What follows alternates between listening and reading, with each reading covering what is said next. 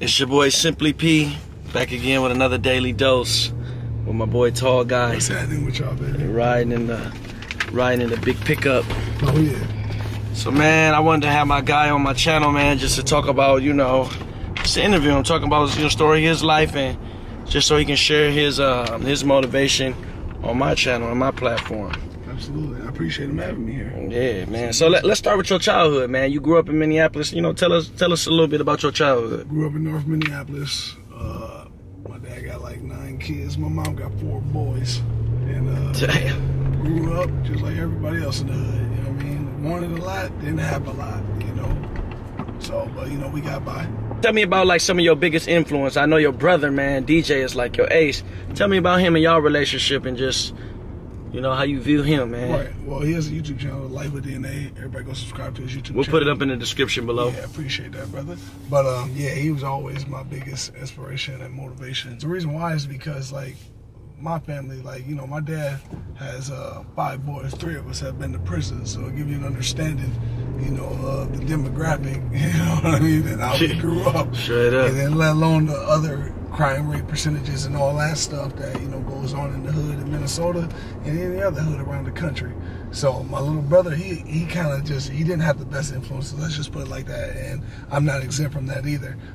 But I did my best, to be the best big brother I could be for him, but I wasn't necessarily the best example for him, obviously, and seeing that I went to prison and all that, but he led his own way, with no guidance. And, yeah. Long before, people think I got a crazy story. I think my little brother's is the most iconic story because he didn't have nobody to kind of teach him, here's how you should go, or here's how you should operate, or here's what you should do. No matter what he did, he was always great at it. He picked up basketball, he was great at it. He picked up football, he was great at it. He picked up hockey, he was great at it. Right. And there was no athletes in our family. He was the one, you know what I mean? And then not only that, he was the first one to graduate from high school one time. He was the first one to go to a real college and actually graduate.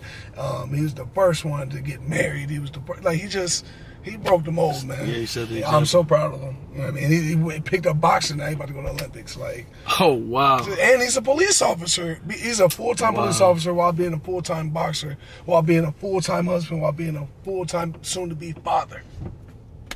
Name me another person that's more iconic that never had no kind of father figure or role model in his life to teach him how to do these things. Right. He just did it, and he had all the worst influences around him, and yet he still led his own way.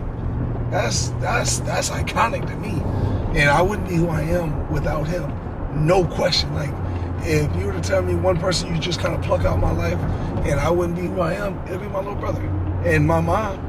But my little brother, because he's just different, man. He's a special individual, man. I love him. I appreciate him. For sure. To piggyback on that, I didn't really truly know DJ that well. I met him through Slim. I remember one year being overseas in Finland, and me and our other brother, EK, we took a Christmas trip, man, and we flew DJ out. He was living in Spain at the time. We flew him out there, so we got to spend a good amount of time with him, man. I remember calling you this dude, DJ, is a good dude, man. Yeah, he's a good dude. Special individual. And he learned Spanish, and now my brother is fluent at Spanish. He's a police officer and all that now, but he's the first, sorry, brother, I know some of your video, but he's the first hood real nigga that I've ever met that's ever done something like that. Facts. And then went and learned a whole nother language. Went to another country. Stayed there. Yeah, stayed there. Lived in Spain, didn't know no Spanish, just so he could communicate with his girl better. After basketball, was no option. He said, "I'm gonna stay, man. I'm gonna learn Spanish." I'm like, what? I want to learn about this culture. He would do stuff to engulf himself in the culture in Spain. He's in New York right now, meeting with his family from Spain right now. You know what I mean? So he engulfed himself in it and said, if I want to learn about this, I gotta indulge myself and open myself up to everything and change and all this other stuff that we never seen before in our life. You know what I mean? Even as kids, thinking about taking a trip to LA was something far-fetched. Well, you wanna, yeah, right. You would never go to LA. You never think outside your own city blocks. We never even really went to St. Paul. We took a trip to a cabin or something like that. That would have been whoa. That's like going out the country. Yeah, that's like going out the country. You know what I mean? Just going outside your own city. So that's why he's so iconic, man. Learned whole nother language, went up there and traveled the world. He's been everywhere, all around the world, and he inspires me, man. Still to this day. So, you know, growing up, what did you ever want to be? I ain't never think you wanted to be a YouTuber. What did you want to be growing up, man? Honestly, I didn't know what I wanted to be as a kid. Like, I just knew I liked cars. I liked cars, and if I had, I didn't think like a job, but if I had like something where I just wanted to, all I knew as a kid is I wanted to be rich. I didn't know what I wanted to do.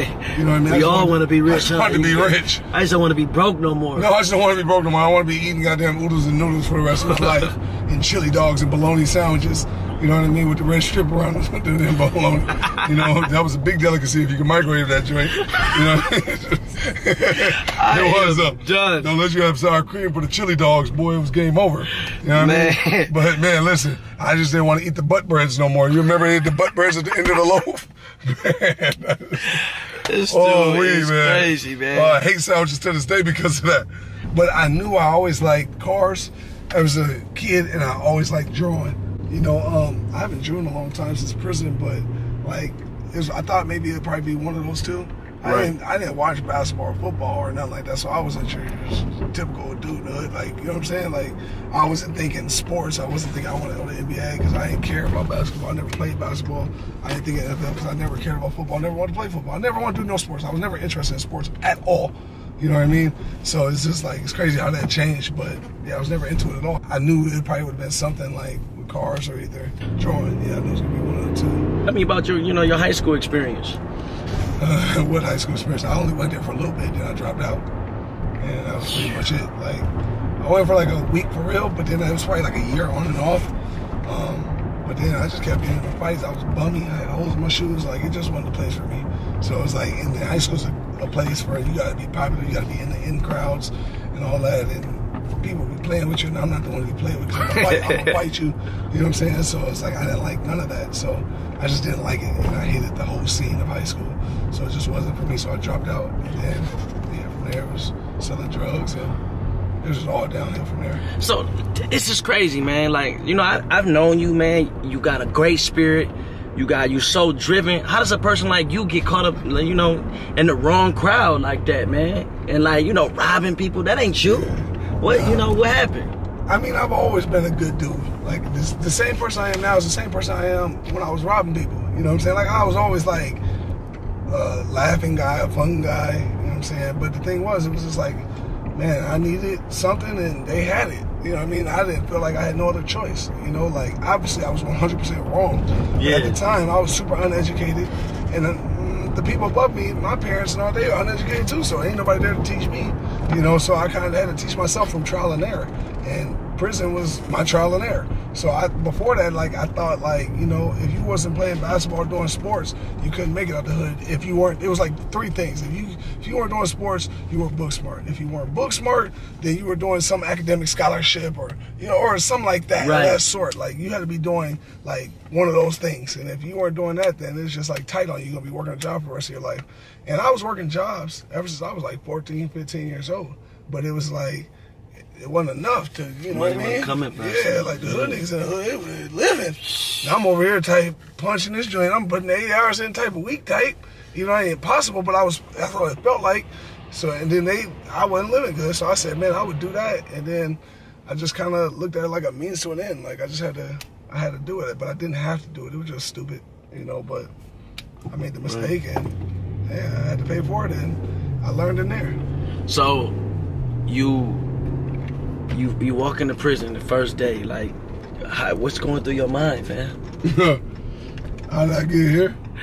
You know, even though I was doing the most illegal activities and I was obviously, I deserved to be in prison for sure.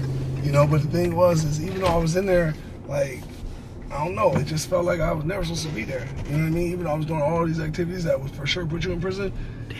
It was just like, I don't know, my first thought to myself I had when I was in there was like, how and you was a kid in there. I was a kid. I was 17, just turned 18 years old.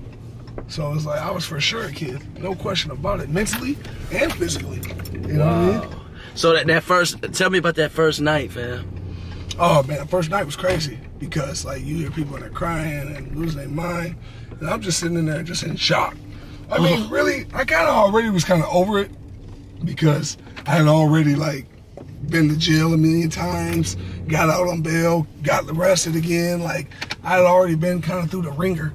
You know what I mean? It was just, Now you have to do that bid though. This Yeah, stuff. now I gotta do the bid, and then I'm realizing like, I'll never forget this. I remember the first night, like